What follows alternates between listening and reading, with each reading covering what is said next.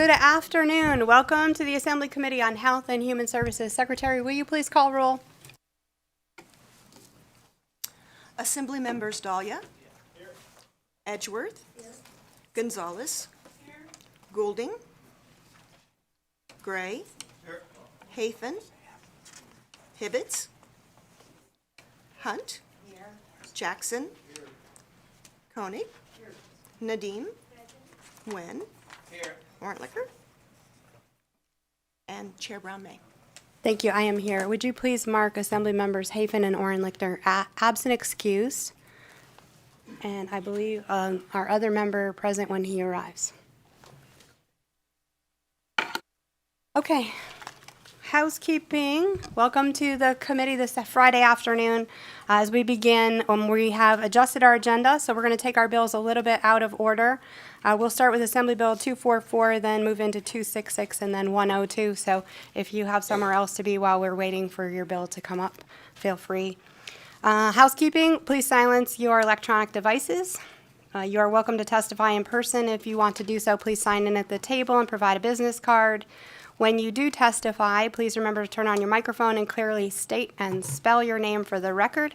Our committee secretaries would be very happy if you would do that consistently. Members of the public may also provide public comment or testimony on a bill either in person or by telephone. We do have 3 bills up for hearing today, so I will say the number a couple of times. If you want to call in, please dial 888-475-4499, and then when prompted, provide the meeting ID, which is 892-7047-4850. I'm going to say that again, as we do have 3 bills that are up on hearing today. If you want to provide public testimony on a bill, you are welcome to dial 888-475-4499 and enter the meeting ID 892-7047-4850. All of our agenda and committee information is available on Nellis. It can be accessed through the legislative website or on our legislative YouTube channel. Public comment today will be taken at the end of the meeting, and we will ask you to limit your comment to 2 minutes. As a reminder, courtesy and respect in all of our interactions today, even if we may not agree on an issue or an item. Please note, committee members will be using their laptops, so don't take that as a sign of disrespect, as they are monitoring much of what we're doing online. And then, members, we will be doing BDR introductions before we adjourn today, just so that you are all aware. Okay. So, I will now open the hearing on Assembly Bill 244.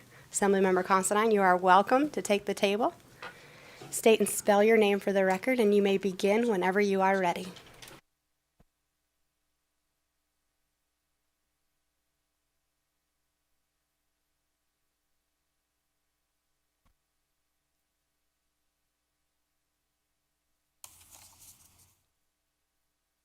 Thank you, Chair Brown-May, Vice Chair Nguyen, and members of this committee. I am Venetia Considine, and I have the honor of representing Assembly District 18. I am here today to present Assembly Bill 244. With me today is Olivia Taninger, Director of the Sierra Club, Toyabe Chapter. We will be presenting Assembly Bill 244, which enacts prohibitions relating to the use of disposable foodware containers containing polystyrene foam by certain food establishments. With AB 244, we hope to address one common source of polystyrene foam in our state in an effort to reduce the prevalence of this harmful product.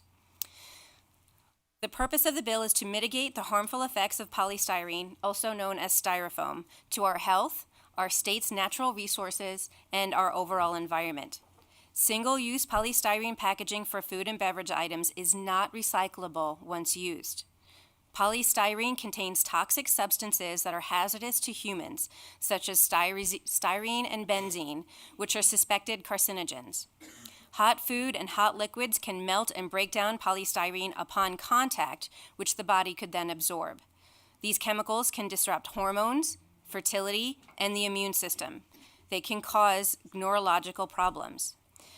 I read an article yesterday that microplastics are now showing up in our brains, which means it's past the brain-blood barrier and throughout our body.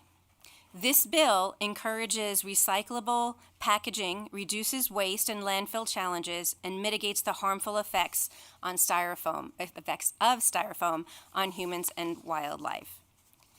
AB 244 prohibits the use of styrofoam in carry-out and to-go containers for restaurants. The scope is narrowed to two groups. The first group is chain restaurants that already have a location in a state or jurisdiction that has already prohibited the use of styrofoam containers. The second narrow area is restaurants in Nevada that have 10 or more locations with substantially similar menus. We've crafted this bill to truly avoid the true mom and pop small restaurants that are struggling or trying to, just what we want to do essentially with this bill is to stop carry out styrofoam because it's a wave across this country. It's happening in other places and it's harmful. But to do it properly, we want to put sort of a step progression in there. Time to get the word out, time for more information to get out to everybody. Work with companies that have chains in other places that already are doing this. And if they're doing it in other places, they can do it here. And also start with restaurants here that have 10 or more locations that can take this on in an easier manner. Another reason is, and I'll get into the bill in just a second, but the bill only has those two narrow scopes for right now, for 2025 until 2029. In 2029, it would prohibit styrofoam carryout containers for all restaurants. And the reason why we have this sort of 4-year gap is to allow restaurants to get sort of used to this. Also, for places that make the alternative packaging that we all are already seeing in most places, is to have that manufacturing system maybe grow bigger in Nevada. Maybe some companies that are in other states that are looking for a better place to open a business, if they know that this will be expanded in 2009, they will move here. And then that transition by 2029 will be seamless. Now, after speaking with multiple stakeholders, we do have a couple of conceptual amendments which committee members should have, and I'll go over those amendments as I go through the bill. I do want to make one thing clear. This does not apply to grocery stores or commercial use styrofoam.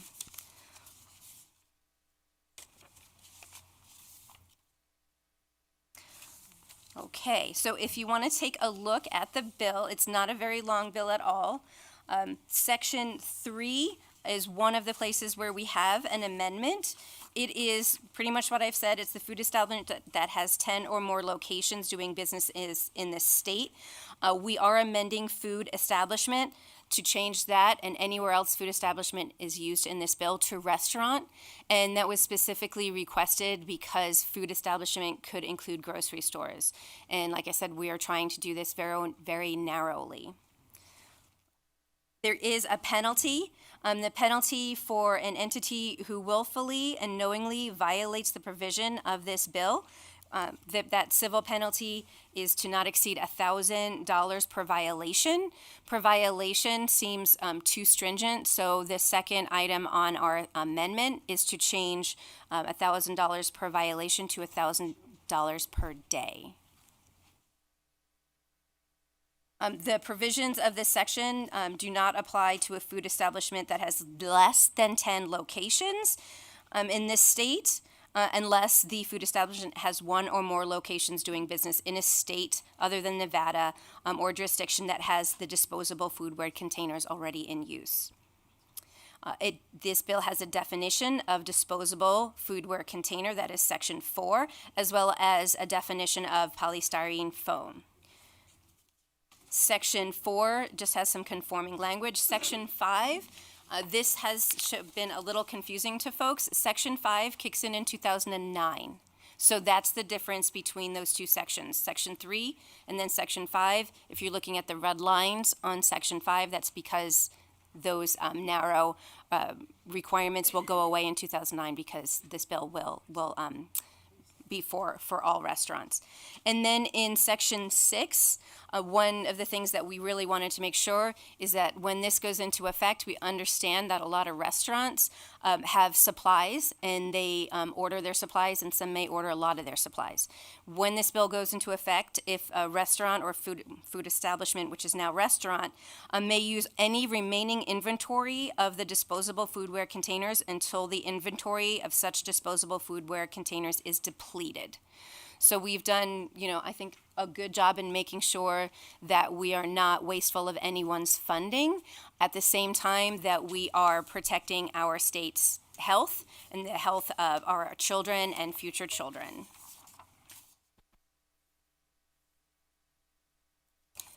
And before we take any questions, I would like to turn the presentation over to Olivia Tanager.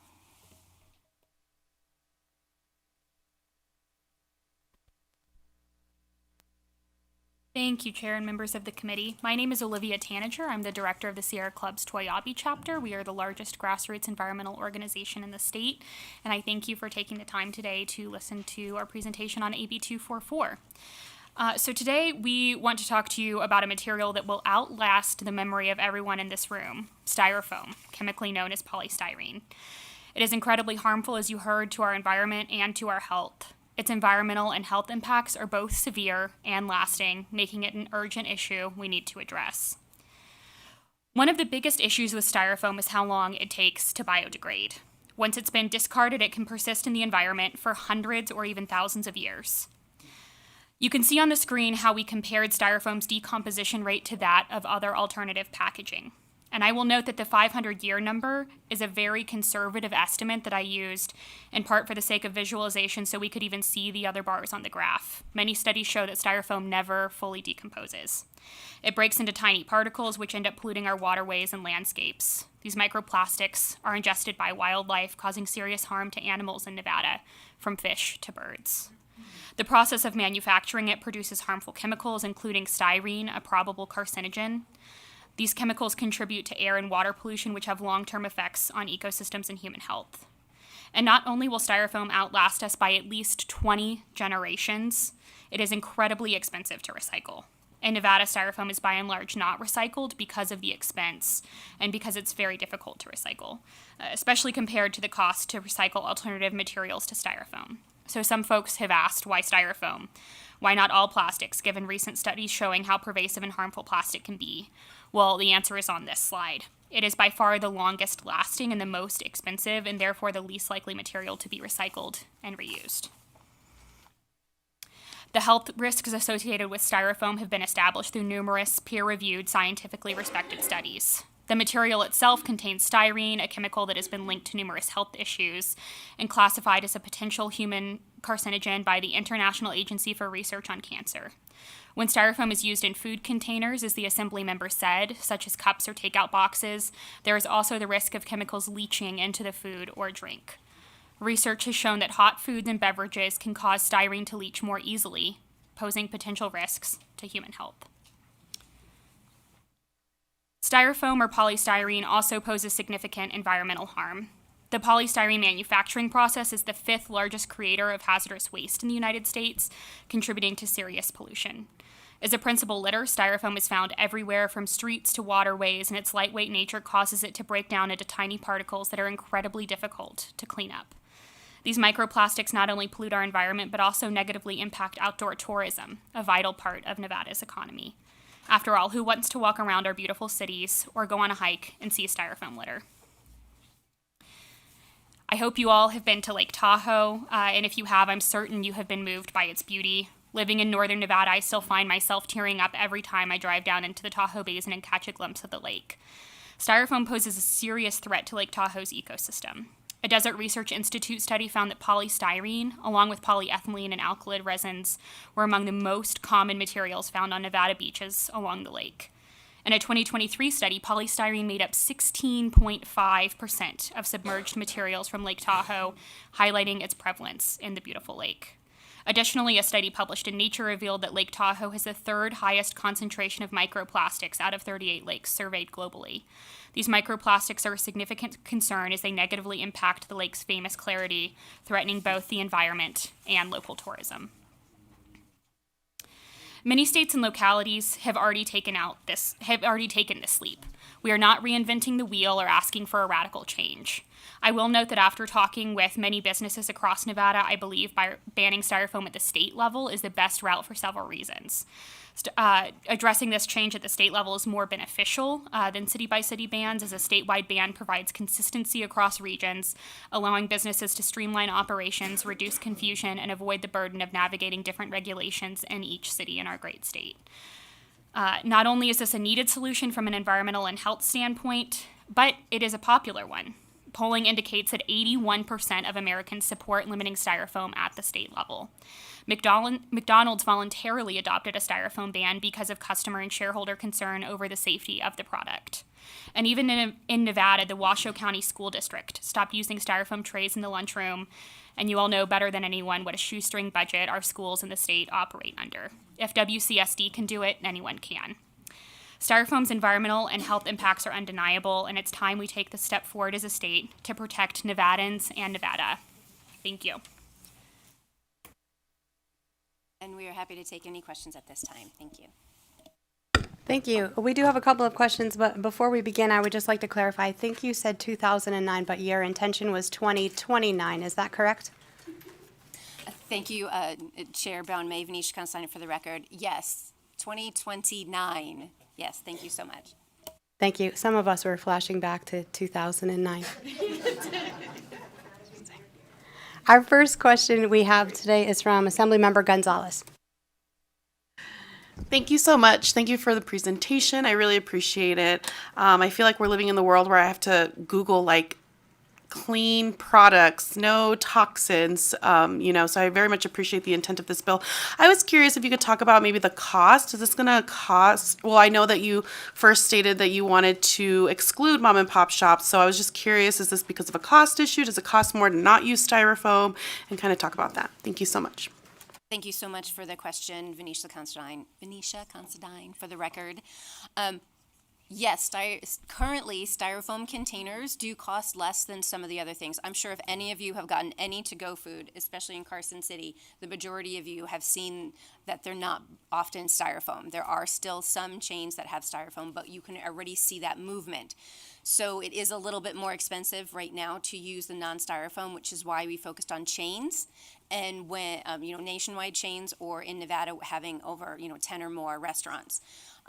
And that allows some time for the industry for non-styrofoam containers to become more vibrant, to lower the cost, and also to encourage others to enter the marketplace here.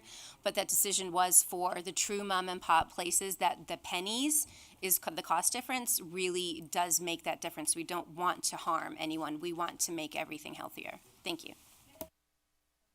Thank you for that. And to follow up, so with this, if this bill were to go into effect and new businesses do come here, would they have that timeline of 2029, or is that depending upon if they are a chain? Thank you for the question, Venetia Constein, for the record. So if, let's say, a chain decides to open up in Carson City or Las Vegas or Henderson, if they're a chain and they have it, a restaurant in a state, Colorado, California, Maine, they're already doing it there. So the first hope would be that they do that here because it's the right thing to do. But otherwise, they would be subject under this law. If it is a person opening up their own restaurant for the first time, it's one restaurant. So that doesn't meet that 10 restaurant threshold, at least, before 2029. Next question we have from Assemblymember Gray. Thank you, Madam Chair. Thank you, Assembly Member Considine. I got to be honest, I thought I was going to hate this bill. Given the fact that Lake Tahoe is actually, I have a big chunk of Lake Tahoe in my district, though. I do like the way you guys put it together and tried to be sensitive to businesses and stuff. What I'd like to know is, do we have an idea of any number of businesses that it will currently affect and what the cost ramifications may be for them? Thank you for the question, Assemblymember Gray, Venetia Constein, for the record. No, we have not done a survey at that level. We have spoken with the Nevada Restaurant Association, so that may be somebody we can circle back with to get those numbers for you. Thank you, I appreciate it. Thanks. Next question from Assemblymember Nadim. Thank you, Madam Chair, and thank you so much for bringing such an important issue forward. It is very important, as we know, it's about our health, about the environment. My question is almost the same. I have the same question that if we are not using we will tell the restaurant not to use the styrofoam. So what they're gonna use instead? Is that the paper bag? Are you gonna educate them? How do you have any idea what you're planning to? How you're gonna educate them what to use? Thank you for the question, Assemblymember Nadeem. Venetia Considine for the record. We haven't actually discussed educating them, but I think that's a great idea. I do believe at this point it's kind of hard to go out to another restaurant. If you went to 5 restaurants, at least I would say 2, if not 3 of them would not be using styrofoam. But it's an issue of where do you source it, which is another reason we have this 4 years. We want to hopefully have more creative sources come into the state. But an education maybe through the health district or just through the counties or something like that was a really good idea. Thank you. Thank you. Next question, Assemblymember Goulding. Thank you, Chair. Love the bill.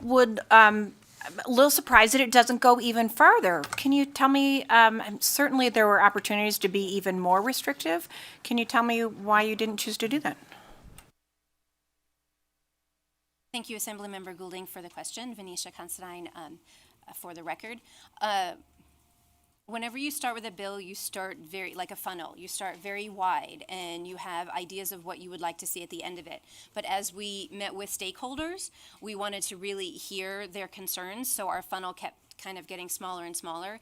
And I think it's very important for us to start this process than to not have any place to start. So although I agree, I wish this would be wider, I am hopeful that the idea of this bill and the implementation of this bill will speed up the process of entities moving away from styrofoam. But kind of being a little harsher on that, I think would maybe not get this bill as far as I'm hoping to get it. Thank you. Members, any other questions? Okay, not seeing any, we'll ask you to step back. At this point, we will open up testimony in support of Assembly Bill 244. If you are here in Carson City in support of 244, please come forward. If you are in support in Las Vegas, you may come forward and fill the chairs also. We'll start here in Carson City. You may begin when you are ready. Please state and spell your name for the record. Thank you, Chair Brown-May and members of the Health and Human Services Committee for having us here on this beautiful Friday afternoon. My name is Leah Cartwright, Leacartwright, here today on behalf of the Nevada Public Health Association. I think you all heard from that lovely presentation the health effects and the risks of styrene and styrofoam products, especially those microplastics that cross the blood-brain barrier, getting the pollution out of our lakes and streams, incredibly important up here in the north for our watersheds. So on behalf of NPHA and public health across the state, we support this bill. Thank you. Chair, members of the committee, my name is Lindsay Harmon, spelled Lindseyharmon, and I'm the Executive Director for Planned Parenthood Votes Nevada. And we are here today in support of Bill AB 244. This bill limits or mitigates endocrine disruptors, including micro and nanoplastics. These styrofoam components have been proven to have harmful effects on reproductive health and fertility, so I urge the committee's support on 244. Good afternoon, Chair and members of the committee. My name is Andrea Corral, Andreacorral, and today I'm here on behalf of the League to Save Lake Tahoe. The League is in support of AB 244 because of the serious threat that polystyrene poses to the future of a clean, healthy, and clear blue Lake Tahoe. Founded in 1957, the League's mission is to maintain and protect the clarity of the lake. We advocate for policies that support smart waste management, as well as limit the availability of disposable single-use plastics that end up polluting our lake, streams, trails, and beaches. Polystyrene is not biodegradable, it's costly and difficult to recycle, and also breaks down into smaller particles that pose a threat to Tahoe's wildlife. Single-use polystyrene foam items are among the most common litter items found along the lake shore. During 2023 and 2024, Keep Tahoe Blue volunteers conducted 417 cleanups in Nevada. Some of these included Lake Tahoe, the League's hosted events like Keep Tahoe Red, White, and Blue on July 5th, as well as other Tahoe Blue crew cleanups conducted by trained crews around the area. Over those 2 years and 400 plus cleanups, volunteers have removed nearly 6,000 styrofoam litter items from the environment. That's more than all metal cans, bottle caps, and pull tabs removed during the same time period. Notably, 89% of all styrofoam litter items reported by the volunteers were miscellaneous items, while 11% were discernible items such as foam cups, lids, and takeout containers. The lake does not know jurisdictional boundaries, so while other municipalities have taken the step to enact ban on single-use polystyrene products, we need Nevada to join the effort to ensure a truly protected lake. Thank you. Good afternoon, Chair Brown May and committee members. For the record, my name is Noe Orozco. That's N-O-E, accent over the E, O-R-O-S-C-O. I'm the Government Affairs Manager for Make the Road Nevada, and we stand firme behind AB 244 for all the reasons that the presenter and the co-presenter had mentioned, and we do want to thank Assemblymember Considine for bringing this forward, so please support it. Thank you. We'll move down to Las Vegas. You are welcome to begin. Remember, state and spell your name for the record. You have 2 minutes. In the meantime, if there's anyone else here in Carson City who would like to offer support, please come forward. Thank you. My name is Tracy Puckett, Tracy-Puckett. I want to thank the chair and committee members for listening to my testimony for AB 244, banning styrofoam for food containers in certain situations in Nevada. And I'd really especially like to thank Assembly Member Venetia Considine for sponsoring this important bill. I'm a retired registered nurse and have lived in Las Vegas area for 32 years now. I love my home and its people, but worry that sometimes our leaders frequently put profits for a few over the safety of many. Styrofoam, polystyrene foam, among many other plastics, is a terrific convenience and a curse, one that we need to learn to live without, just like we have cigarettes, leaded fuel, asbestos. When a person ingests hot liquids and possibly hot food from polystyrene foam cups and plates, the styrene may leach out of the foam and into our bodies. Styrofoam is made from carcinogenic chemicals, styrene and benzene, endocrine disrupting chemicals, and neurotoxins. Styrene has been linked to cancer, vision and hearing loss, impaired memory and concentration, and nervous system effects. Benzene is a known carcinogen. Endocrine disrupting chemicals can disrupt many different hormones, causing alterations in sperm quality and fertility, altered nervous system function, immune function, diabetes, obesity, cardiovascular problems, neurologic problems, and learning disabilities. Beyond the direct toxins, styrofoam takes hundreds, possibly thousands of years to degrade. It breaks down into microplastics, landing in our water, air, food supply, and our bodies. Microplastics have been found in blood, brain, testicle, placental tissues, as well as arterial plaque. Studies on the adverse effects of microplastics are frightening: cancer, autoimmune disease, stroke, and many other negative effects. So you get the picture. This is dangerous stuff. We can decrease our citizens' risk by requiring the elimination of this type of food container for restaurant use. Many states have already done this.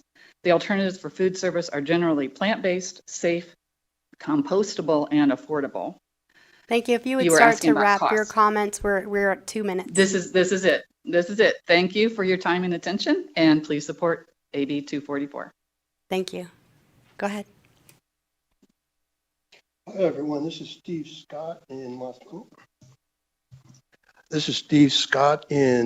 Vegas, and I just wanted to talk to you about styrofoam from a consumer standpoint. That I just got aware of this issue the last time this was around a couple years ago. You guys were talking about styrofoam, and I bought some egg foo young, and by the time I got it home, and it had been sitting there for a couple minutes, and then we ate it and everything. It tasted okay, I guess.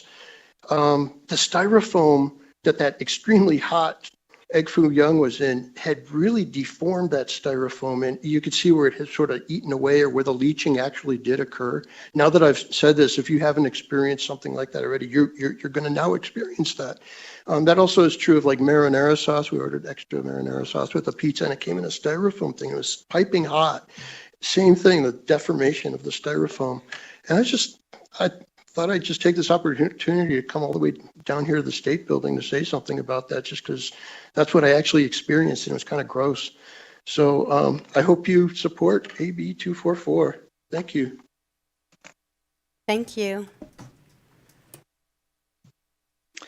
Dan Andrews, D-A-N-I-E-L, Daniel Andrews, A-N-D-R-E-W-S. I'm a member of the Sierra Club Legislative Group. I'm also a father and a grandfather, and I worry about my children and my grandchildren as this insidious plastic is being ingested. Styrene and benzene are very, very bad. People talk about cost. What is the cost of cancer if your children get cancer? Ms. Gonzalez and Mr. Gray were talking the cost of businesses. Well, let's talk about the cost of health care for people that are ill from this. These microplastics, they don't know yet how they affect people's brains.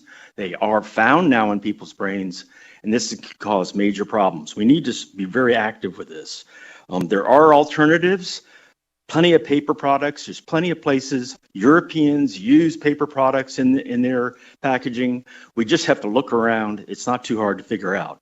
DDT was used dramatically when I was a kid. I'm an old man, and look at how we finally eradicated that. It took a long time to get rid of that.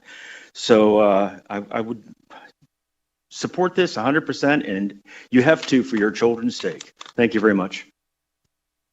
Thank you. Is there anyone else here in Carson City wishing to offer support for Assembly Bill 244? Seeing no one else in Las Vegas.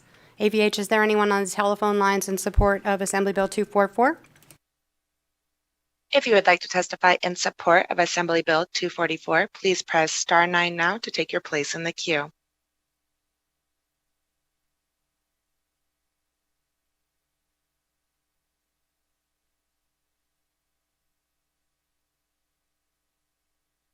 Good afternoon, Chair and members of the committee. For the record, my name is Christy Cabrera Georgeson, CHRISTI,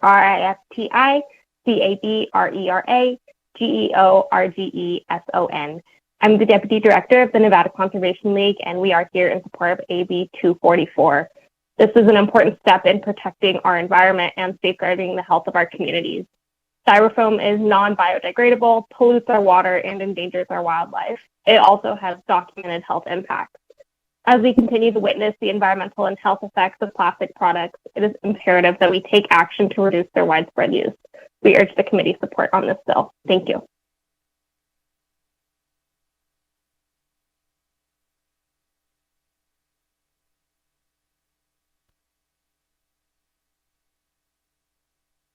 Follow with the last 3 digits, 662. Please press star 6 to unmute your phone.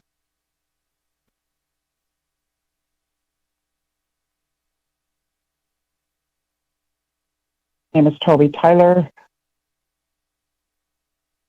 Good afternoon. My name is Toby Tyler. I'm a 23-year resident of Tahoe, and I urge you to vote yes on Assembly Bill 244, which would provide a much-needed ban on styrofoam foodware containers. We urge you to pass AB 244 because there are plenty of alternatives to these single-use polystyrene containers, which pollute our land and water. Styrofoam breaks down easily and releases small pieces into the environment. The past few years have shown that even the so-called pristine waters of Lake Tahoe are full of microplastics from styrofoam and other plastics. Lake Tahoe's levels of microplastics have been shown to be larger than the ocean gyres. And most of the people on the Nevada side, like myself, and at Lake Tahoe, get their drinking water directly out of the lake with no filtration provided. Studies have shown that people's arteries and brains now have alarming levels of microplastics. California has instituted a styrofoam ban, but the lake's waters are not confined by state borders. Banning styrofoam has been proven to be feasible. This should not be a burden to restaurants in Nevada. In fact, some restaurants I've been to recently have already voluntarily switched.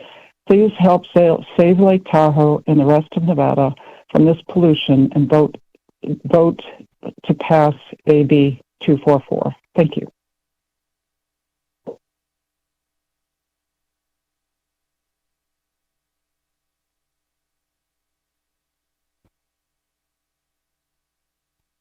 Good afternoon, Chair Brown May and members of the Health and Human Services Committee.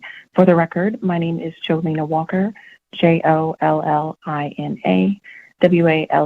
Walker. I am the State Policy Director for Make It Work Nevada. We are a reproductive justice organization, and I am here in support of AB 244. Reproductive justice pillars include the fight to remedy environmental injustices and to create solutions to health issues where marginalized populations face the brunt of the pollution burden.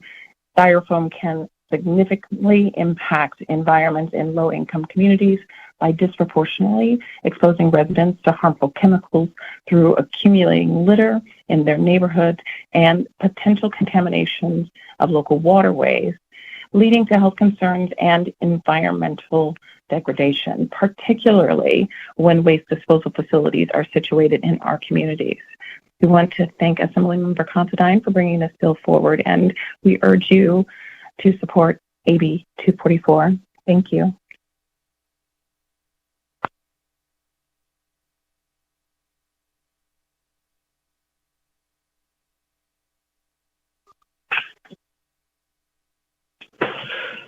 Good morning, Chair and members of the committee. My name is Hector, BCTOR, REOLA, and I am the Policy Fellow for the Nevada Environmental Justice Coalition, and we are a statewide coalition of community organizations fighting for sustainability, environmental justice, and equity in all levels of government decision-making.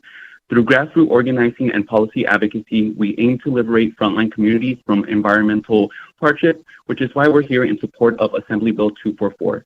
I just want to echo everything that was mentioned in regards to public health and environmental impact that styrofoam has on our community, and also really wanted to mention and emphasize how styrofoam takes roughly 500 years to decompose, outlasting us and our children and our children's children.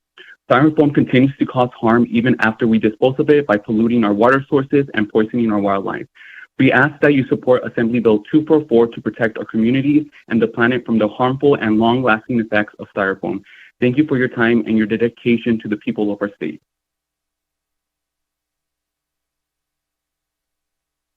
Chair, there are no other callers choosing to testify in support at this time.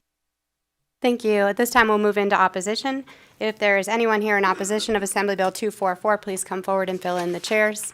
If you aren't in opposition in Las Vegas, please come forward and fill in the chairs. You may begin here in Carson City when you're ready. Thank you. Good afternoon, Madam Chair. Good to see you, members of the committee.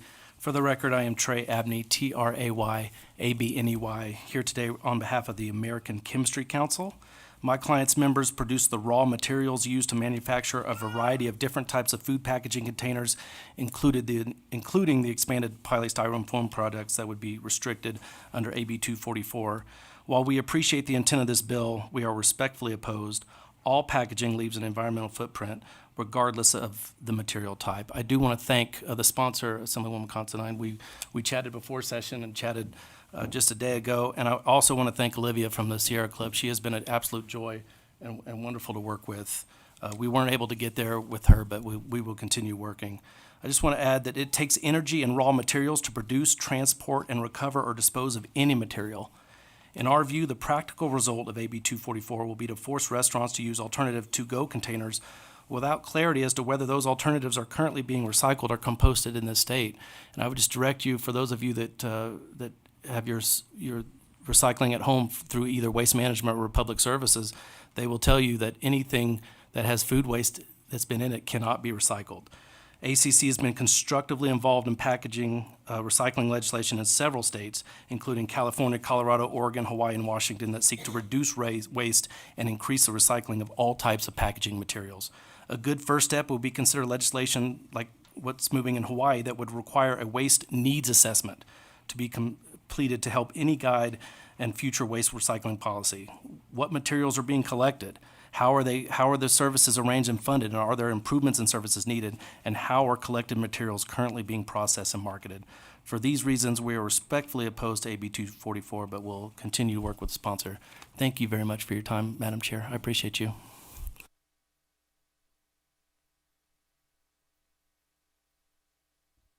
Good afternoon, Madam Chair, members of the committee. Paul Moradkin, Moradkhan, with the Vegas Chamber. The Chamber is opposed to AB 266 as drafted. However, working with the bill sponsor in those groups, we believe that the proposed amendments will remove the chamber's opposition to the bill with adoption of the amendments, specifically to violations. Oh, sorry, I said the wrong bill. I apologize. 244. I'm so sorry. 244. I'm so sorry about that. We believe those amendments to the violation component, effective date, and so forth will address those concerns, and we look forward to removing our opposition to the bill, Madam Chair. Good afternoon, Madam Chair, members of the committee. My name is Brian Wachter, W-A-C-H-T-E-R. I serve as the Senior Vice President of the Retail Association of Nevada.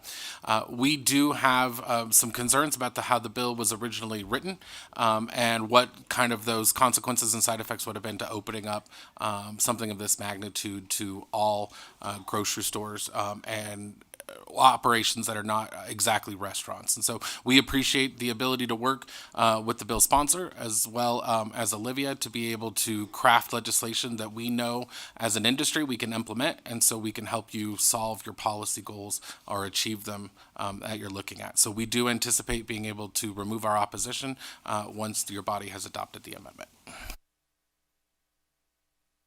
Thank you. Is there anyone else here in Carson City in opposition to Assembly Bill 244?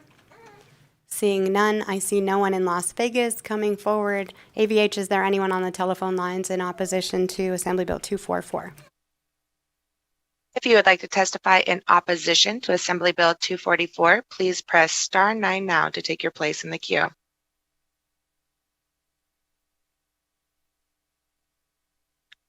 Chair, there are no callers wishing to testify in opposition at this time. Thank you. At this time, we'll move into neutral testimony. Is anyone here in neutral for Assembly Bill 244? Please come forward here in Carson City or in Las Vegas. Thank you. You may begin whenever you're ready. Good afternoon, Madam Chair and members of the committee. My name is Peter Saba. It's S-A-B as in Bravo A. And I'm the Senior Government Affairs Manager for the Nevada Restaurant Association. We are here today in neutral. We want to thank the sponsor of the bill for reaching out to us a couple months ago, and Olivia for taking our recommendation on a phased implementation, giving small businesses the chance to adapt to this new policy. And Assemblymember Gray, I will get the exact information on how many restaurants would truly be affected currently. I know off the top of my head it'd be Chick-fil-A, Roberto's, and Sonic, but some of these other locations that might have 3 in the state and 1 over there, I'll get that to you. But thank you guys. Thank you. Is there anyone else here in neutral for Assembly Bill 244 in Carson City? Seeing no one moving in Las Vegas. AVH, is there anyone on the telephone lines in neutral for Assembly Bill 244? If you would like to testify in neutral for Assembly Bill 244, please press star 9 now to take your place in the queue.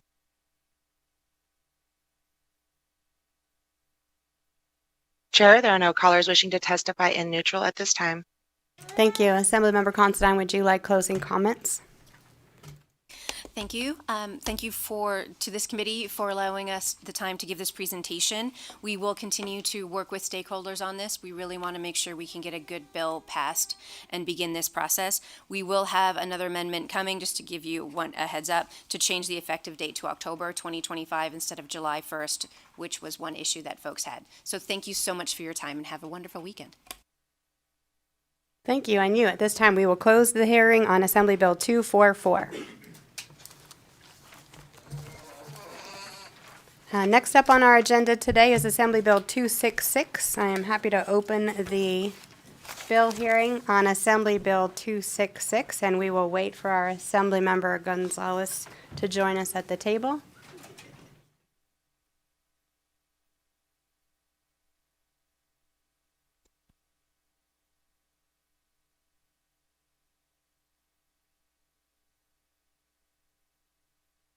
We will officially open the hearing on Assembly Bill 266. Assemblymember Gonzalez, you are welcome to begin whenever you are ready. Good afternoon, Chair and members. I think this is my first presentation ever in HHS, so very excited. My name is Cecilia Gonzalez, and I represent Assembly District 16, and today I am joined by my 11th-month half-year-old, it's Sara Gonzalez. So, she would like to talk too. First, this bill, AB 266, requires the Nevada Department of Health and Human Services to provide online resources to breastfeeding individuals.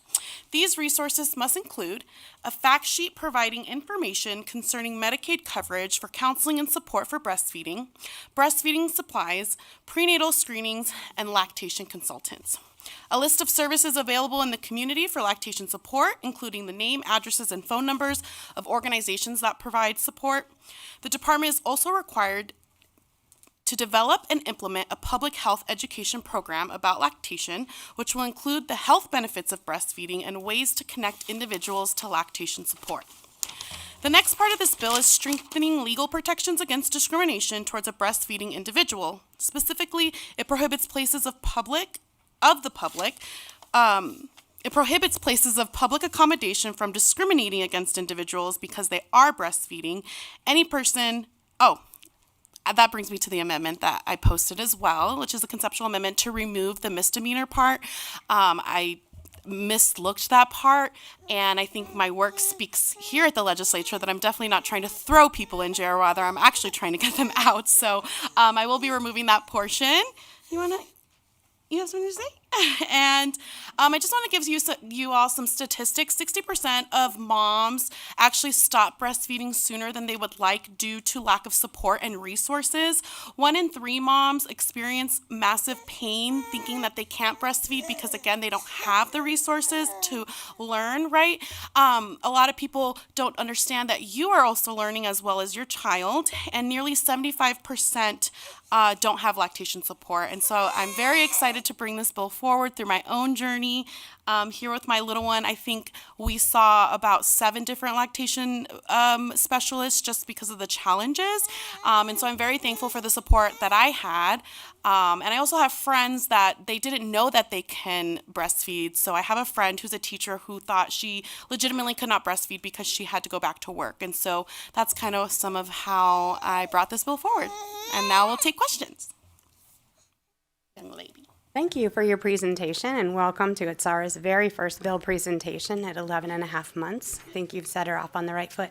Members, do you have any questions?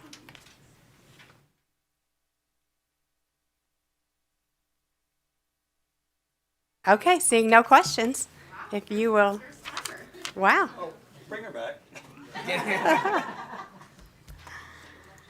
Okay, following this presentation, I'm happy to hear testimony in support of Assembly Bill 266. Anyone in support is welcome to come forward and fill in the chairs at this time. Thank you for having me, and thank you to Assemblymember Gonzalez. My name is Jennifer Campbell, Jennifer Campbell. I have had over 15 years experience in birth work. Currently, I'm a certified birth doula. I'm also certified as bereavement, adoption, and surrogacy doula, childbirth educator, and certified lactation educator. In addition to my doula training, this April 8th, it will be my 33rd anniversary of being a mom. In the trenches on my own journey, parenting since 1992. I'm mom of 18 children. Another story. I breastfed 7 children, 4 biological and 3 that I adopted through foster care. For 11 years in total, relactating for 2 of those adopted babies. On December 1st, 2022, I was the first doula in the state of Nevada to become a Medicaid provider. This has significantly altered the trajectory of my business in amazing ways, allowing me to serve Nevada's underserved or really unserved communities. I have been the president of the Northern Nevada Breastfeeding Coalition going on year 2. We are currently merging to a statewide Nevada coalition. In the last 3 years, one of my responsibilities has been to maintain and update all breastfeeding resources for Northern Nevada, which I have done and distributed. It's also one of the tabs on my website, Doula in Reno. Many women in pregnancy and postpartum have no support. They feel isolated and alone, often feel like they're failing and without support prematurely end the breastfeeding relationship. Even postpartum in the hospitals with lactation consultants on staff, women who want to breastfeed are sometimes encouraged to give newborns formula instead of being assisted to work through breastfeeding issues and given referrals. Listing this as a resource on the Department of Health and Human Services would make it easier for fee-for-service and all MCOs DSOs to utilize their care management and nursing staff to let members know that this is a benefit. Currently, they have at least a minimum of 6 consultations with an IBCLC. Thank you for your comments. If you'll begin to wrap, you're at 2 minutes. Providing public education to pregnant women would go a long way to support breastfeeding and also increase the success rates. Thank you. Thank you, Chair and members of the committee. For the record, my name is Denise Lopez. I'm the Director of Nevada Campaigns for Reproductive Freedom for All. I'm here on behalf of our 48,000 members we have here in Nevada, and I'm here in support. Also, thank you to Assemblywoman and baby. I'm a first-time mother of a 6-month-old, and he's also in support. He's not here. But I know how important it is to be able to be in a comfortable space to either breastfeed or pump and provide for a later time. I know that myself and many other moms have been relegated to the bathroom, which is one of the most unsanitary, filthy places that you can think of, where you can comfortably go and feed your baby. And there's also a lot of judgment and shame and guilt that comes with breastfeeding your child. And so by adding breastfeeding as a protective class, we will no longer be in that case. We need to encourage and make it easier for mothers and breastfeeding persons to breastfeed no matter how hard it is, and make sure that we understand the benefits of breastfeeding. In addition to the nutritional benefits for the baby, we know that there's a reduced risk of chronic diseases for the child as they grow, such as type 2 diabetes, obesity, and for the mother and breastfeeding person, there's a reduced risk of postpartum depression, high blood pressure, breast and ovarian cancers, and cardiovascular diseases, among other things. And so because of all these benefits, and because breastfeeding is one of the most natural things that we can do for our babies, I'm here in support. Thank you. Hi, I'm Caroline Mello Robertson, Caroline Mello Roberson. I'm a lobbyist with Planned Parenthood Votes Nevada, here to speak in support. Thank you to Assemblywoman Gonzalez and Itzara for bringing this forward. And I feel like there's so many new of you. You don't remember when I was doing the breastfeeding thing not that long ago. And that we've come a long way in this building in talking about this stuff. Like the fact that we just had a hearing and there wasn't a lot of giggling or like any other stuff about these things is progress. I think it's always important to have public conversations about these things. I also believe as a reproductive freedom advocate, it's important to make sure that we support moms whatever's going on, right? Meaning sometimes breastfeeding doesn't work for folks, and that's okay too. And we don't want to shame mothers. We want to support them and lift them up. I think these resources are super important. I remember how overwhelming it felt when I was a first-time mom, and so I wish I would have known you. But also I think it's really important that we have this conversation publicly. The Assemblywoman has done such a good job in bringing this forward, and I hope that we build on this, because what my colleague just testified about is serious, right? Having a place to go can be very difficult. I can remember sitting here testifying and being like, okay, I'm gonna make it, right? Nope, it's just going, it's just happening, right? And none of you knew. But that kind of stuff happens all the time to those of us that do this too, right? So I think having an honest conversation about that so we don't feel so embarrassed. Maybe I should have just said, can I just go to the bathroom for a minute, right? That would have been better. But I think sometimes it's hard to do that, especially when you're new and you don't want people to notice something. So thank you so much for this. I'm really excited about it. And thanks to the folks that coordinated all of us speaking here today. Thank you. Is there anyone else here in Carson City in support of Assembly Bill 266? Please come forward.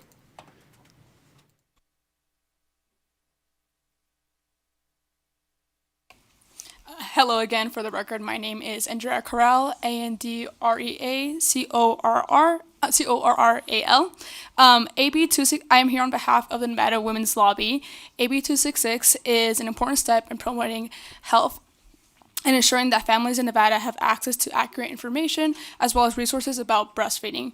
While I may not be a mom yet, I know that breastfeeding is widely recognized for its significant health benefits, not just for infants, but as well for parents as well. It strengthens a baby's immune system as well as reduces the risk of chronic diseases.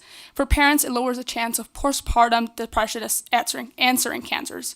By equipping the community with education and training they need, AB 266 will make it easier for the families to get the support they need during the most critical stages of their child's development. AB 266 is about ensuring healthier outcomes for Nevada's children and families. I urge this committee to support AB 266 and help make breastfeeding education and resource more accessible to those who need them. Thank you. Thank you. Is there anyone else here in support in Carson City for Assembly Bill 266? Seeing none, there's no one in Las Vegas. AVH, is there anyone on the telephone lines in support of AB 266? If you would like to testify in support to Assembly Bill 266, please press star 9 now to take your place in the queue.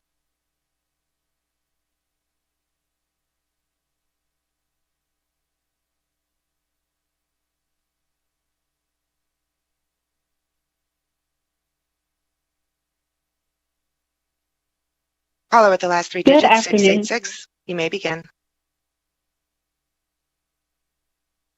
Good afternoon. My name is Jamel Nance, and I serve as the Early Childhood Policy Director with the Children's Advocacy Alliance.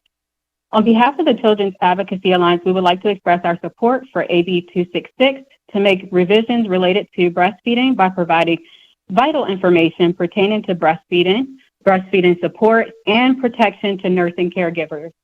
Breastfeeding, as you heard today, has many health benefits for infants, children, and parents, and is a key strategy to improve public health. According to our most recent CDC breastfeeding report card, in Nevada, 23% of breastfed infants receive formula before 2 days of age, and only 22% were exclusively breastfed through 6 months. These statistics do highlight the need for education and support for new parents to improve infant health outcomes and strengthen families. Numerous barriers to breastfeeding remain, and disparities persist in breastfeeding duration and exclusivity rates by race, ethnicity, and socioeconomic status. Policy changes that address breastfeeding barriers, like those proposed in AB 266, provide caregivers with the information and support they need to make the healthiest choices for their baby, which will have lasting positive impacts for both parent and child. We do urge your support for this bill, and thank you for your time and commitment to Nevada's children and families.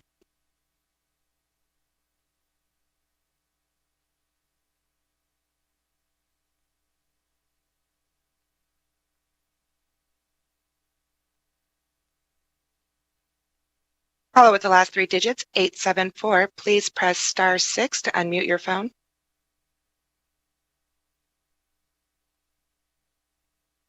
You may begin. Hello, my name is Cristina Hernandez, Cristina Hernandez,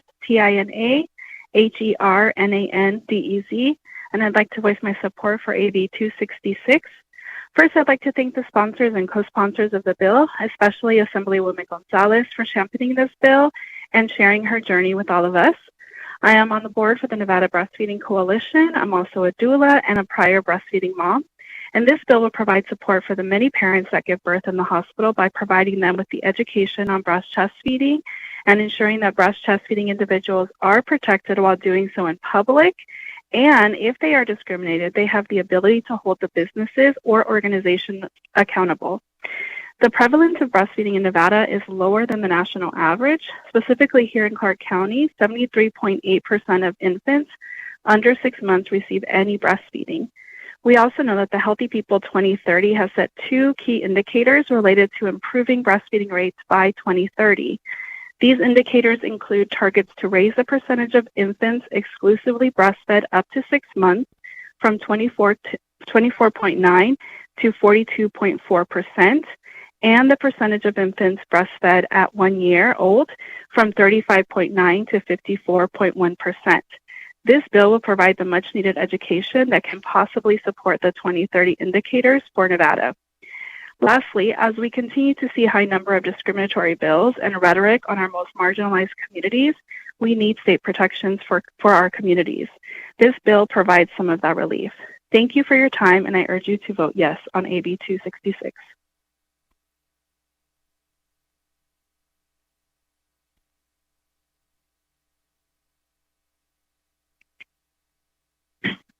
Good afternoon, Chair Brown May and members of the Health and Human Services Committee. For the record, my name is Jolina Walker, Jollina Walker. I am the State Policy Director for Make It Work Nevada, and we are a reproductive justice organization, and we are here to support AB 266. AB 266 is a critical step towards advancing reproductive justice by ensuring equitable access to lactation support and resources for all families, regardless of income or insurance status, by mandating that the State Health and Human Services informs new parents of their rights and strengthens protections against breast and chest feeding discrimination. AB 266 removes the barriers that have long prevented marginalized communities and families from accessing essential life-saving infant nutrition support. This bill provides solutions to systemic disparities in breast and chest feeding support and disproportionately affects low-income Black lactating parents, babies, and their families. It reflects the reproductive justice pillars of the right to live in a well-resourced and healthy community and a right to parent with dignity without discrimination in our public spaces. We want to thank all of the co-sponsors and especially Assemblymember Gonzalez for bringing this bill forward, and we urge the committee to support AB 266. Closing the lactation gap is a matter of health equity and ensuring that all parents have access to resources to make the informed feeding choices for their children without financial or social constraints. Thank you so much.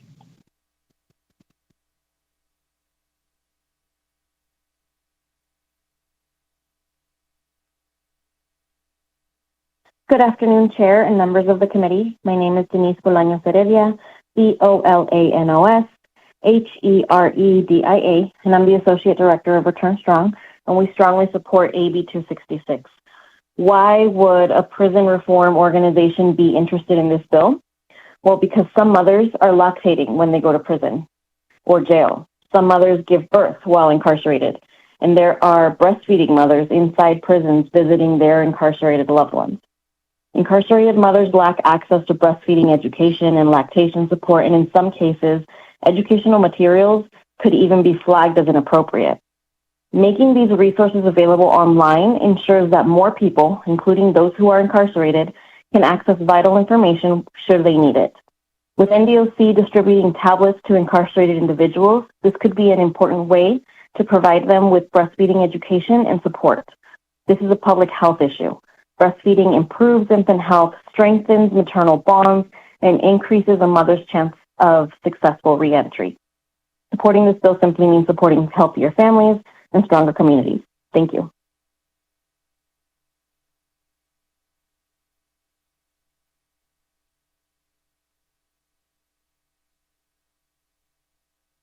Hi, this is Rebecca Jimenez for the record.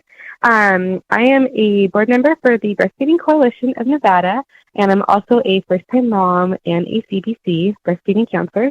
I am in support of AB 266.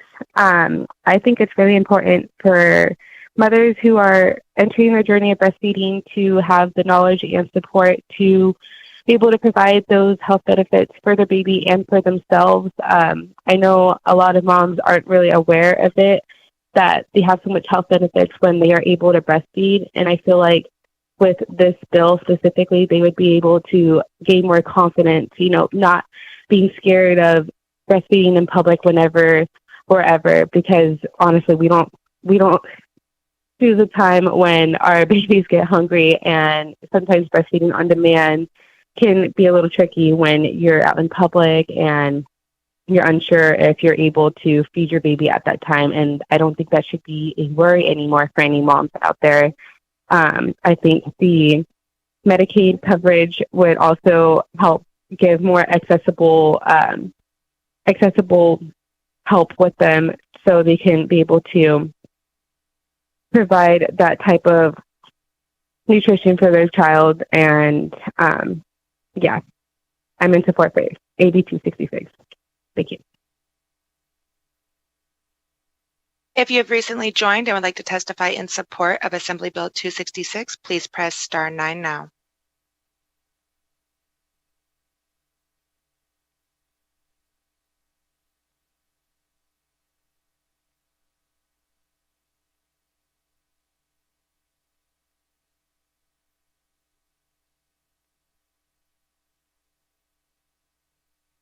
Caller with the last three digits, 791. You are unmuted and may begin. Good afternoon, esteemed legislators. My name is Romina Paulucci. I am a mother and daughter, sister, and a midwife here in the Las Vegas Valley. I am calling in support for AB 266. I believe that birth and postpartum are sacred events that should be honored, and now that we understand the impact of healthy attachment from both are lifelong, they are events and bonds that should be protected at all costs. Breastfeeding, of course, being one of those impactful journeys that can be supported by the community and should be supported by us. I hope that we're able to come together to ensure that all mothers have the resources and support that they need to not only breastfeed successfully, but also to begin their parenting journeys from an informed and empowered stance. Thank you.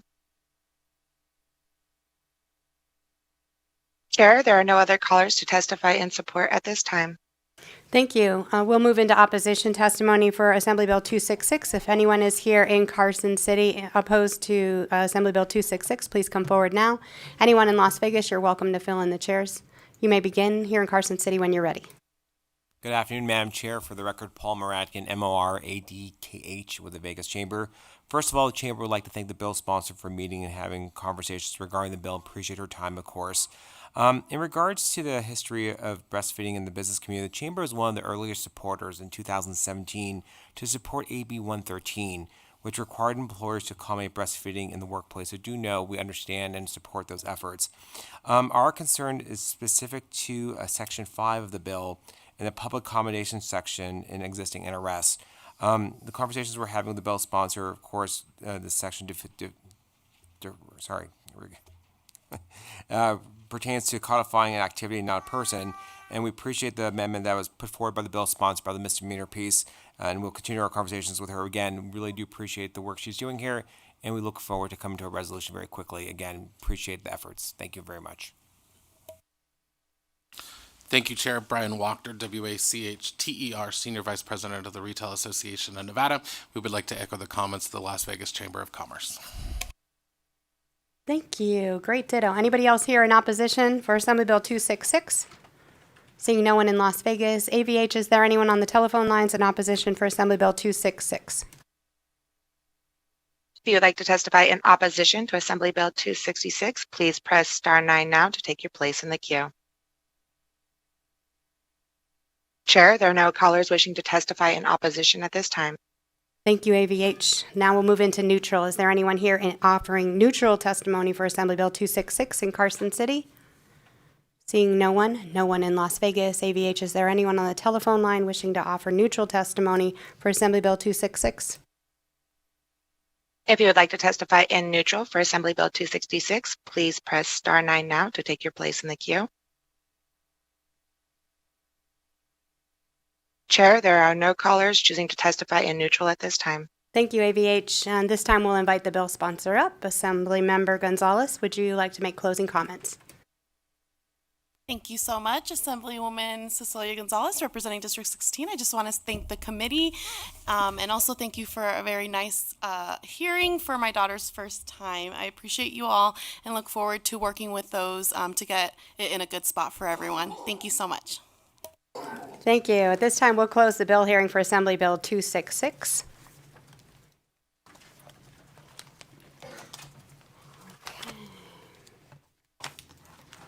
And we will move to our next agenda item and open the bill hearing for Assembly Bill 102. See our bill sponsor, Senator Donyate. I'm not accustomed to that in my house.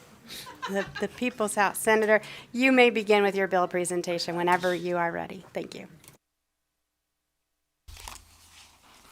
Thank you so much, Chair. For the record, Fabian Oñate from Senate District 10 from the upper chamber. I'm happy to be here today to introduce Assembly Bill 102. To provide a bit of background, during this previous interim, I had the privilege of serving as the chair of the Joint Interim Standing Committee on Health and Human Services. The bill came from the Joint Interim Committee after numerous discussions with stakeholders in the emergency medical services community as a way to expedite licensure for EMS professionals as well as to change a few licensing requirements. The bill authorizes the District Board of Health in a health district that includes a county whose population is 100,000 or more but less than 700,000, currently only Washoe County, to elect by affirmative vote of a majority of all the members of the board to regulate emergency medical services in a similar manner to Clark County. Assembly Bill 102 also lowers the minimum age for licensure as an ambulance attendant, emergency medical technician, an advanced EMT medical technician, or a paramedic from the age of 18 to 16 years of age. And lastly, 8B 102 removes the requirement to be licensed as an ambulance attendant if an individual is solely participating in a training program for certification as an EMT, AEMT, or paramedic and does not provide care to a sick or injured person or drive the ambulance. And Chair, I just want to mention that we do have a proposed amendment that was submitted. We can go over the proposed amendment on behalf of the Nevada Fire Chiefs Association. As written, if the Washoe County District Board of Health votes to regulate EMS, the county would also take their responsibility for the provisions governing the treatment of trauma, which is in NRS 450B. And this amendment proposes to maintain the authority with the State Board of Health. So just really quickly as to what we're talking about, I think, so Senator Gray and I had, or not Senator Gray, Assemblymember Gray, geez, now we're going back and forth. Assemblymember Gray and I had worked on this going back to the 2023 legislative session. So we've had continuous discussions with stakeholders across throughout the state. This was a conversation we had during the interim. And so what you have before you was a deliberation from the members that served on the interim committee. And if there's any questions from the committee members, we're happy to take it at this time. So thank you so much, Chair. Thank you. Are there any questions from our members?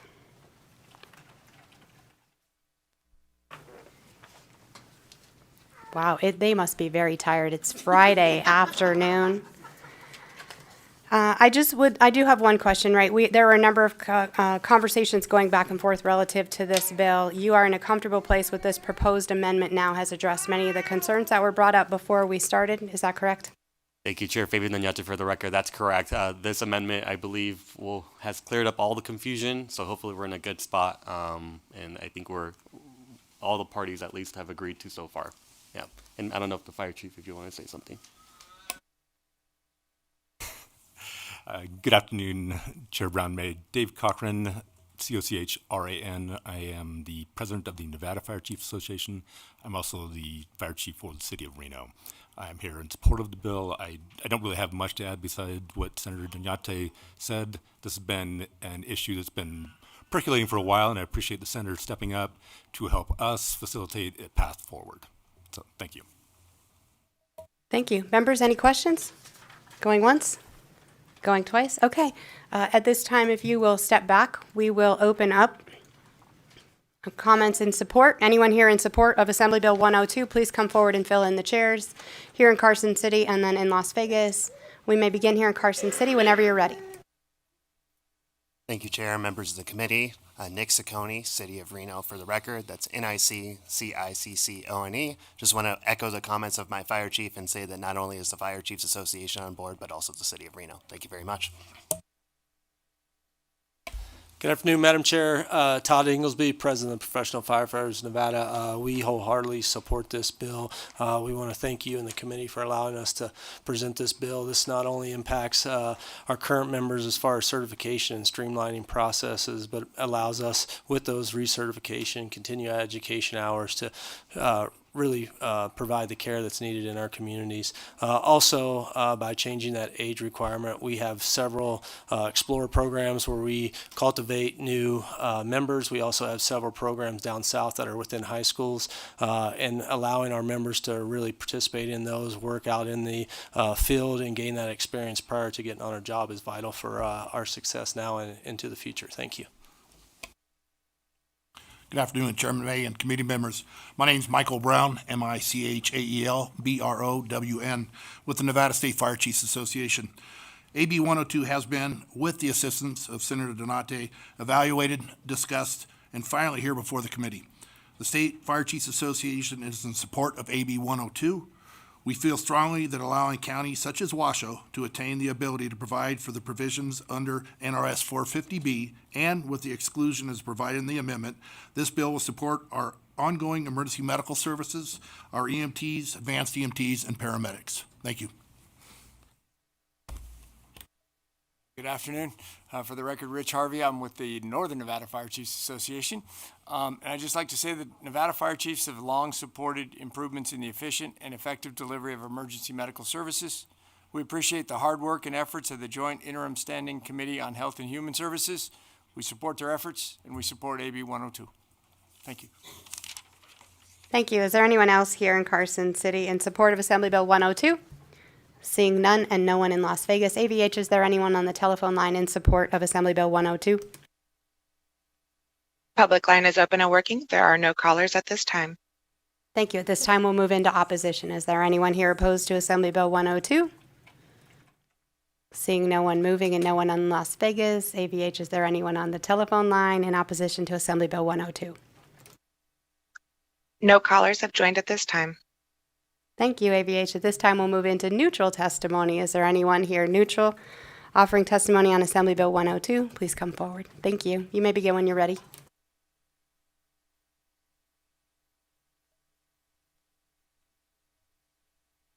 Good afternoon, Chair, committee members. My name is Chris Bosse, B-O-S-S-E. I'm the Chief Government Relations Officer for Renown Health. I have really appreciated the opportunity to work with Senator Danyante and the Fire Chiefs Association on this bill. And as amended, we are certainly stand in neutral. As Northern Nevada's only Level 2 trauma center at Renown Regional, our service area is over 100,000 square miles.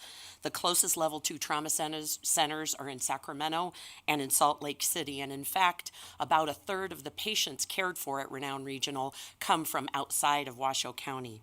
We think it's super important to keep the statutory and regulatory oversight of Northern Nevada's trauma system at the state level to ensure that the view we are taking related to this important service includes all the stakeholders. So as amended, we are neutral and the bill meets what our needs are. Thank you very much. Thank you, Chair and members of the committee. Blaine Osborne, Nevada Rural Hospital Partners, for the record. In addition to everything that Ms. Bosse said, we too had serious concerns with breaking the trauma system out in this bill previously, and the amendment addresses those concerns. I appreciate everybody that came together on the amendment. Thank you.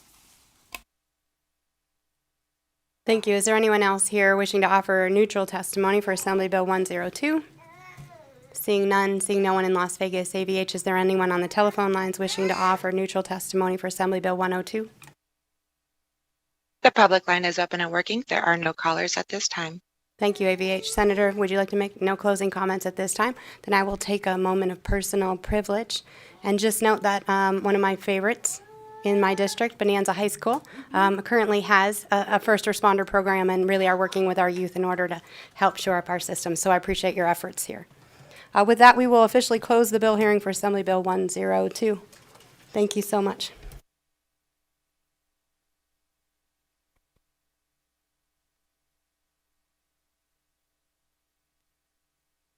Members, I would like to point you to a handout that is available on Nellis that came in, which was responses to questions that we received at our Wednesday hearing, just so that you know. A memo has been received from the Department of Health and Human Services. It's available on Nellis. And we will now move into some bill draft request introductions. Our work is not yet done.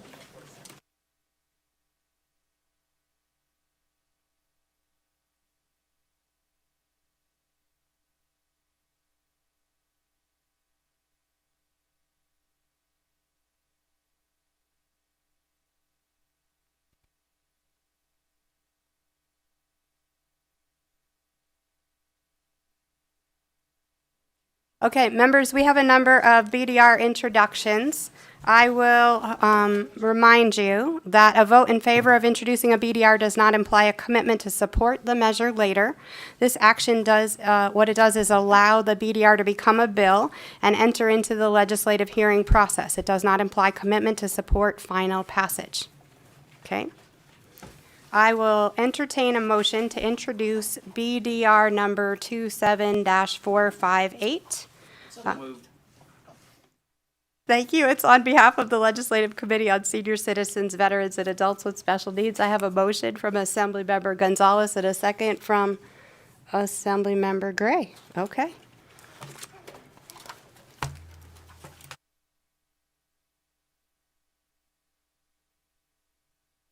Okay, so all those in favor signify by saying aye. Aye.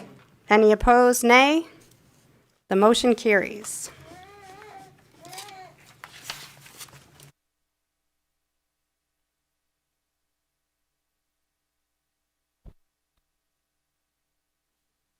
Next, members, I will entertain a motion to introduce Bill BDR number 38.456, which is on behalf of the Legislative Committee on Senior Citizens, Veterans, and Adults with Special Needs. Do I have a motion? So moved. Assemblymember Nguyen, and a second by Assemblymember Hibbets. Any discussion on this motion? All those in favor signify by saying aye. Aye. Any opposed? By nay? Okay, the motion carries. Thank you. We're going to move quickly. Okay, I will entertain a motion to introduce Assembly BDR 38.457 on behalf of the Legislative Committee on Senior Citizens, Veterans, and Adults with Special Needs. Do I have a motion? A motion by Assemblymember Gray. Do I have a second by Assemblymember Hunt? Sorry, Linda. Assemblymember Hunt. Any discussion on the motion? All those in favor signify by saying aye. Aye. Any opposed, nay? Motion carries. Thank you. Next, I will entertain a motion to introduce BDR number 39-358 on behalf of the Joint Interim Standing Committee on Health and Human Services. Do I have a motion? So moved. A motion by Assemblymember Gray, a second by Assemblymember Gonzalez. Any discussion on the motion? All those in favor signify by saying aye. Aye. Any opposed, nay? Motion carries. Thank you. Next, I'll entertain a motion to introduce BDR number 57.351 on behalf of the Joint Interim Standing Committee on Health and Human Services. Do I have a motion? Second. Assemblymember Hibbett, second by Assemblymember Gray. Any discussion on the motion? All those in favor signify by saying aye. Aye. Any opposed, nay? Motion carries. Okay, I will entertain a motion to introduce BDR number 10-460 on behalf of the Legislative Committee on Senior Citizens, Veterans, and Adults with Special Needs. Do I have a motion? Assemblymember Hibbett, second by Assemblymember Nguyen. Sure. Okay. Sorry, I don't know where that came from. Yeah, it came from Gray. Assemblymember Gray is our second. Thank you. Any discussion on this motion? All those in favor signify by saying aye. Aye. Any opposed, nay? Motion carries. Last one, members. Okay, I'll entertain a motion to introduce BDR number 19-459 on behalf of the Legislative Committee on Senior Citizens, Veterans, and Adults with Special Needs. So moved. Assemblymember Hibbets, motion, second by Assemblymember Gray. Any discussion on the motion? All those in favor signify by saying aye. Aye. Any opposed, nay? Okay, motion carries. Thank you all very much. We have concluded our bill draft introductions. This moves us into our last order of business, which is public comment. If you wish to provide public comment, please call 888-475-4499 and enter meeting ID number 892-7047-4850. If you would like to offer public comment here in Carson City, please come forward. Seeing none, no one in Las Vegas. AVH, is there anyone on the telephone line wishing to offer public comment at this time? The public line is open and working. There are no callers at this time. Thank you so much for that. That concludes our business for this Friday at 2:55 p.m. Members, thank you so much. This meeting is adjourned.